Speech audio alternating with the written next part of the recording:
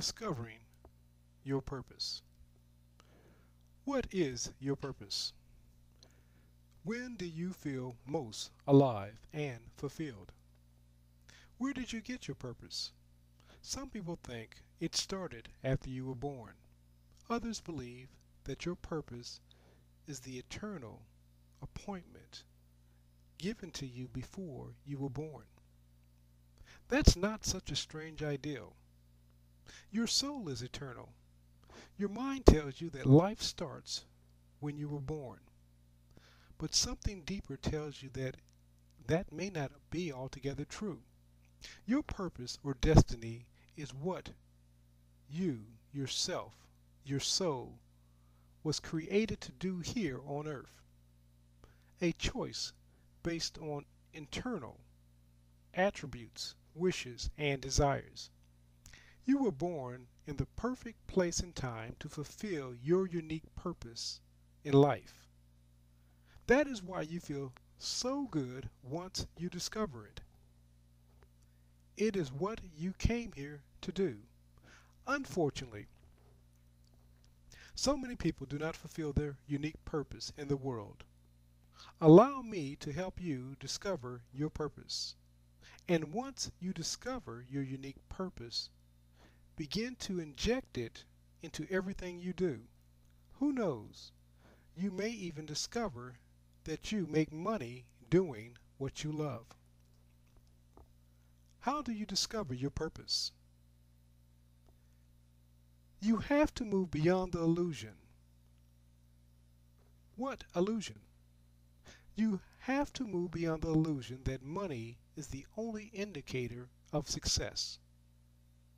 And the only way to value yourself is through what you do, your occupation, or through the accumulation at the end of your life. This illusion is nothing but an illusion. What does it profit a man to gain the whole world and lose his own true self? You have to transcend the package you came in and instead realize you are someone through whom which abundance endlessly flows into your life. You are someone who people come to because you make them feel good when they interact with you. If you don't believe that these unique qualities are God-given, you are severely mistaken. Many people are afraid to do what they love to do. They are afraid that to do what they love to do, they may not make the money that they desire. Therefore, money becomes the God to these individuals. When we make money our sole priority, or anything else, our God, other than God, we become enslaved to that thing. We are not meant to be enslaved by anything outside of ourselves. Those things are meant to serve us. Begin to give your purpose away to others, and it will not return to you void. Nature abhors a vacuum. Discovering your purpose. Ancient text says this: admonish a child, train him or her according to his or her genius, and he or she will experience lifelong success. What is the point of doing anything if there's no purpose behind what it is that you're doing?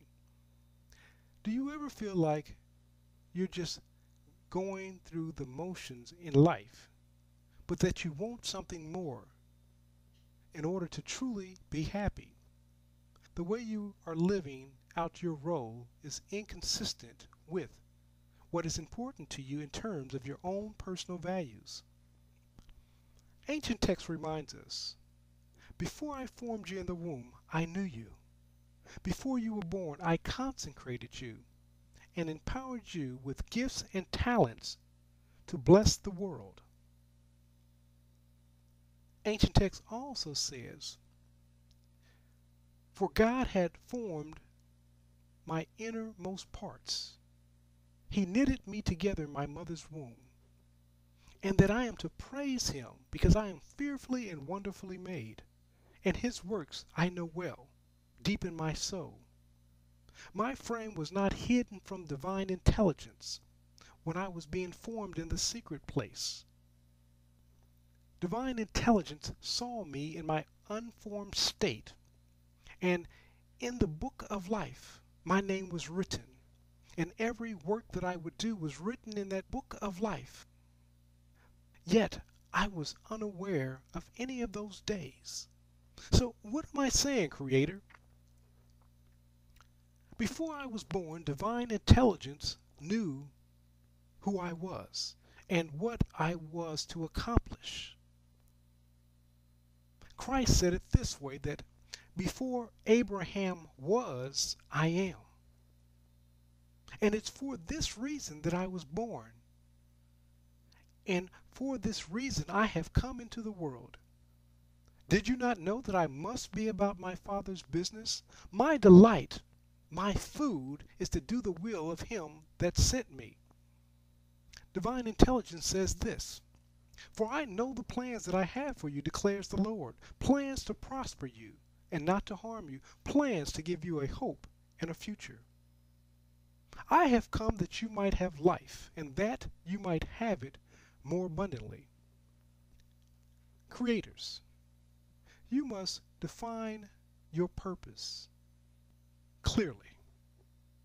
Keep it in your thoughts at all times. Declare your goals according to your purpose. Align your thoughts, words, and actions with them at all times. And you can be certain to experience the more abundant life. The surest way to enjoy the work in which you were designed to perform, or what we call your purpose, is to find that thing that you enjoy doing. Work within whatever you determine your purpose in life to be. We're not talking about your job, but that which you feel called to do from within. What is that thing that you would do if you won $1 billion tomorrow? If time, money were not a constraint, if you were not hindered, what is that thing that you would do? And creators, what I would suggest that you do is begin doing that thing in your life today. Even if you're doing it in a small way. Find someone that you can service in that thing that you desire to do. Because everyone can do what he or she enjoys doing as long as they know what their purpose is and begin working within that purpose. The universe needs vehicles in which to express itself. So much so that God has created more than 7 billion people in which to express himself through. Each one is a perfect expression of God and God's love. No two are exactly alike. We are as different as snowflakes. And how many of us know of an imperfect snowflake? Each and every snowflake, though they differ, is perfect within itself. And likewise with you, creators. Now we discover that there's a variety of gifts, but the same Spirit. And there are a variety of services, but the same Lord.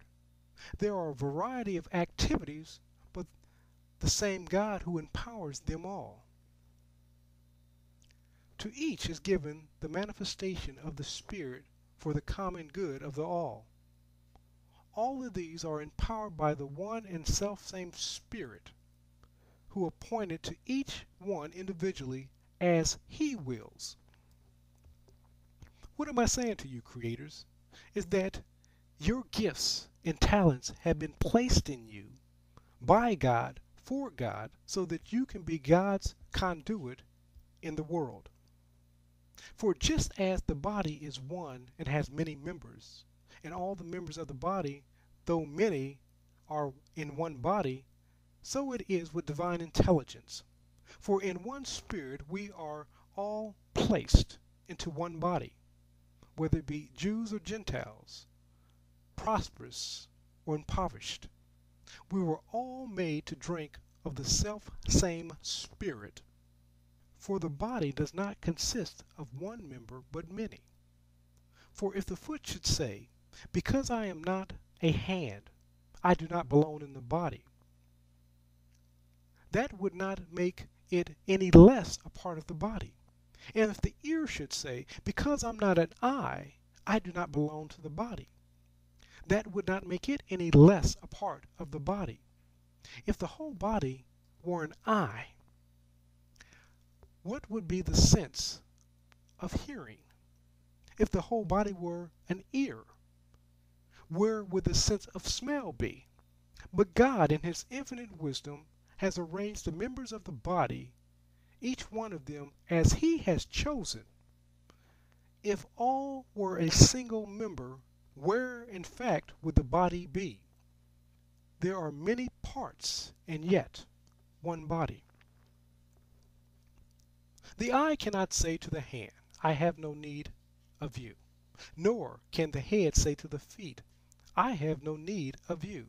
On the contrary, the parts of the body that seem to be weaker are indispensable, and on those parts of the body we think less honorable, we bestow greater honor, and our unpresentable parts are treated with greater modesty, which our more presentable parts do not require. However, God, in His infinite intelligence, has so composed the body, giving greater honor to the parts that are lacking. Though there are many members, and yet they all have the same care one for the other. If one member of the body suffers, the whole body together suffers. If one member in the body is honored, then they all rejoice together. It is not how to do something that empowers you. It is why you are doing what it is that you do that empowers you. That is why your purpose is discovered in what you enjoy doing. That is why thinking how to make money does not bring forth the money you desire. Why do you work? Why are you employed? If your goal is simply to make money, you will never discover your divine potential.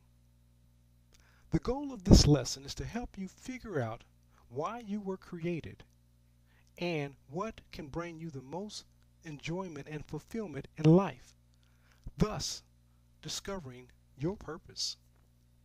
You see, ideals that are lacking purposeful creation in a spirit of love is unsupported by divine creation. When you seek to discover your purpose, do not ask what people want. That is where most people go wrong, trying to figure out what other people want. You will never figure out what people want. You must go within and ask, what is it that I desire? Give others what it is that you desire, and you will never lack that which you seek. I never try to figure out what my listeners want me to discuss, because when I try to figure out what the listeners want, I always fall short. What I try to discover is, what will I love to learn from the lesson? And then I begin to build the lesson from that standpoint. I can remember when I was a student at Ohio State University, I went after the course that was seemingly making money, and it was computer science. My passion was not for computer science. My passion was for art. Prior to college and high school, I had spent 3 years perfecting my artistic skills. But when I went to choose a major in college, I chose computer science. Needless to say, I did not do well in that endeavor. What about you, creators?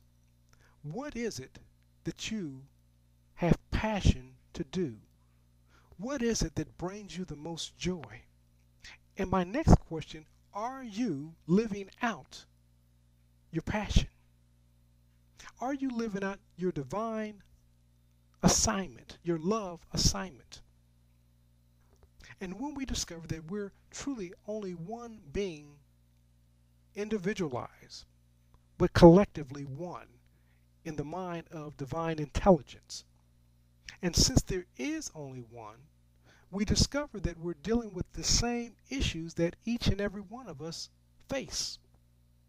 As the saying goes, when you teach others, you begin to teach yourself. I cannot wait to teach these lessons each week because I can't wait to see what it is that I'm going to learn from a given lesson.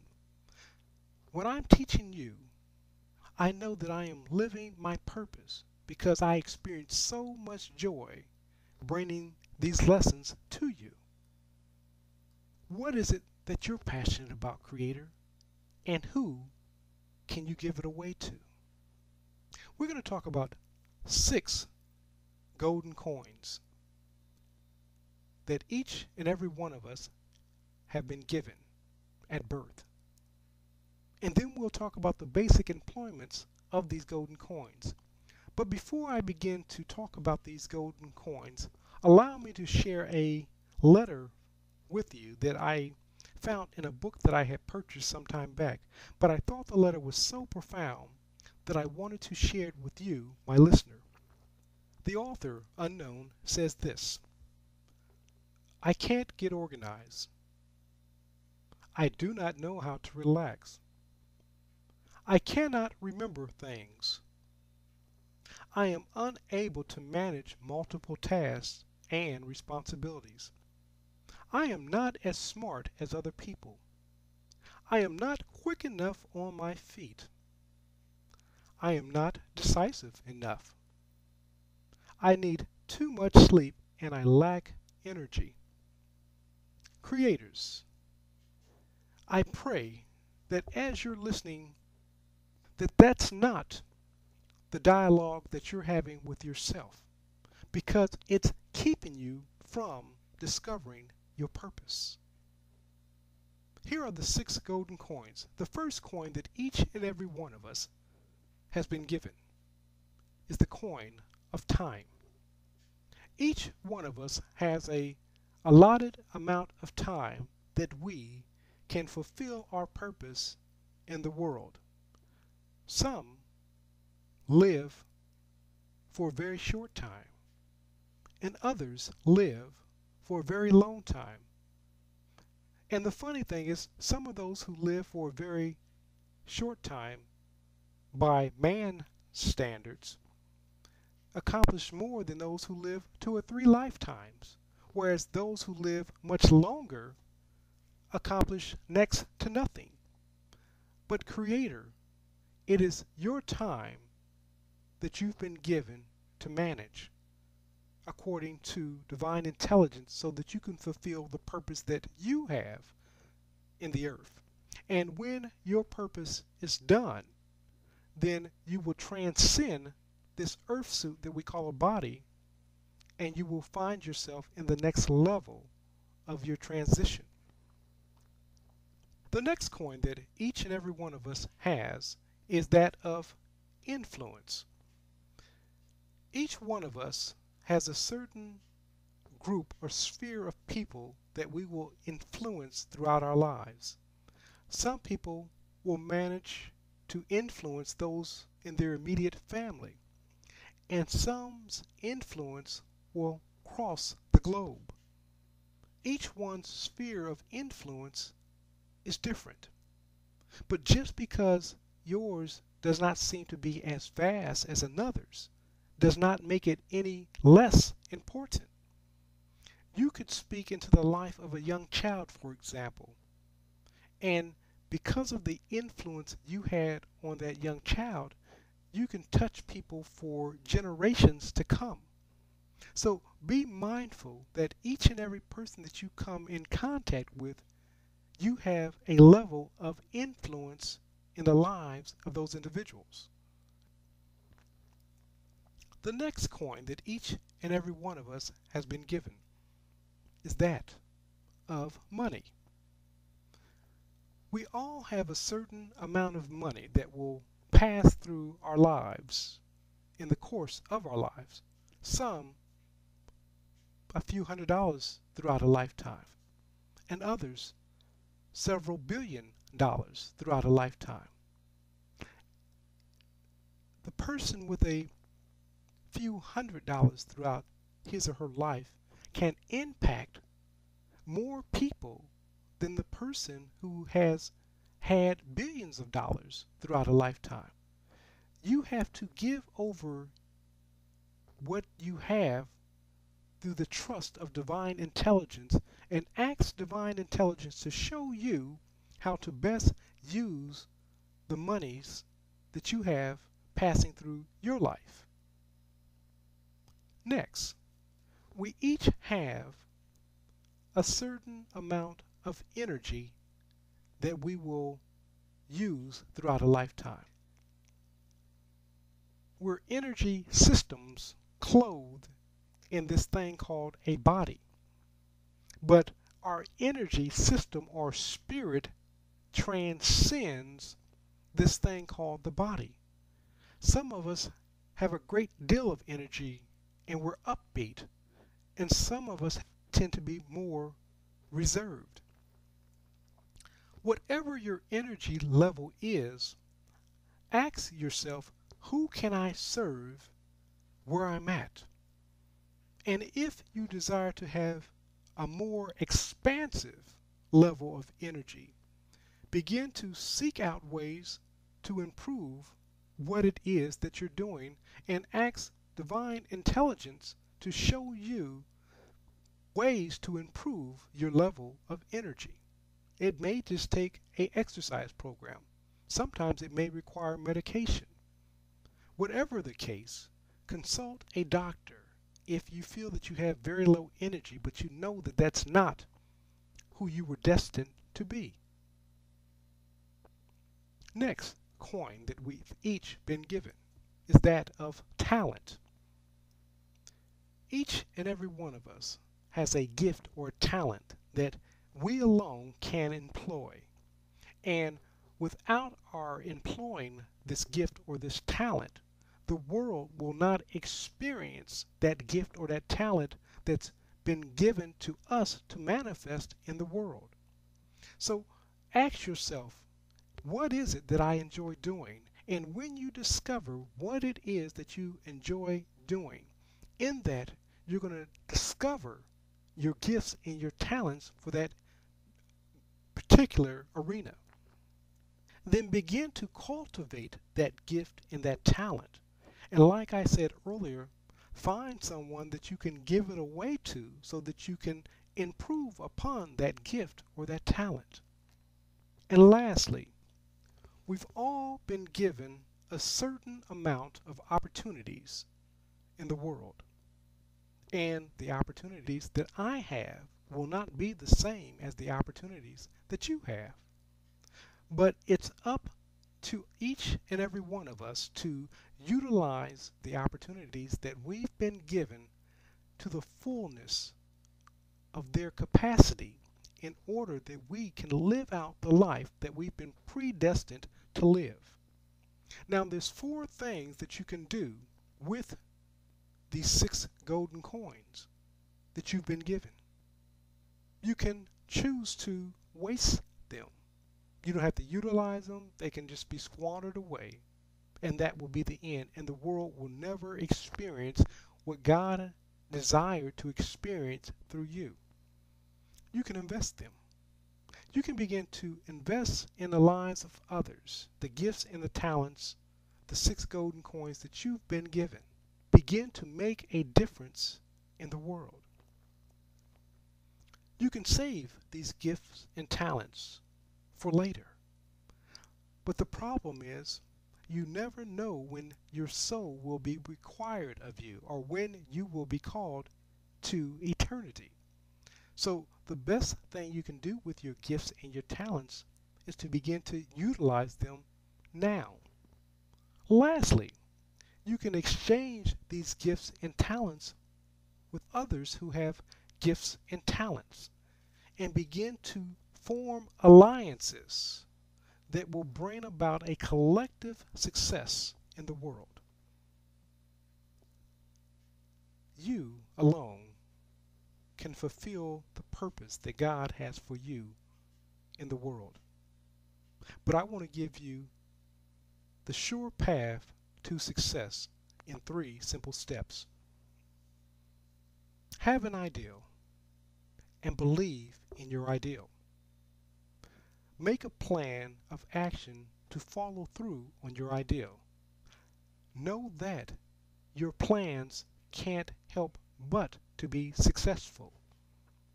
And lastly, never, never, never give up.